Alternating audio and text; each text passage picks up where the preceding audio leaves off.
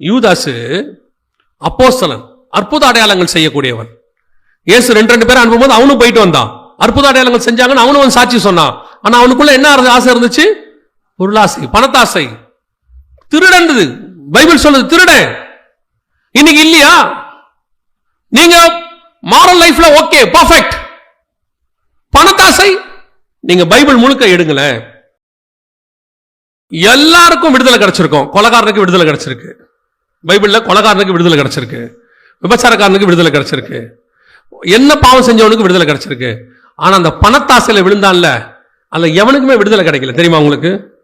முதல்ல பணத்தாசையில விழுந்தவன் கேயாசி, அவனுக்கு விடுதலை கிடைக்கல. அடுத்து பணத்தாசையில விழுந்த சவுல், அவனுக்கு கிடைக்கல. பொருளாசை, அவனுக்கும் கிடைக்கல. அந்த இடத்துல தான் அவர் சொல்லுவார், பொருளாசையை பத்தி சாமுவேல் பேசுவார், அவனுக்கும் விடுதலை கிடைக்கல. அடுத்து கேயாசி, அவனுக்கும் விடுதலை கிடைக்கல.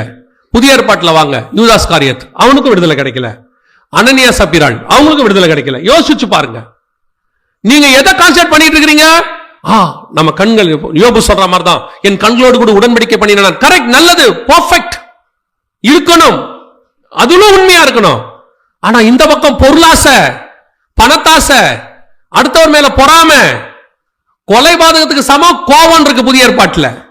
நீ யார்? நீ கொலை பண்ணல, ஆனா ஒருத்தனை காரணமின்றி பகைக்கிறியே, அது எதுக்கு சமானமா இருக்குது? கொலைக்கு இருக்கு.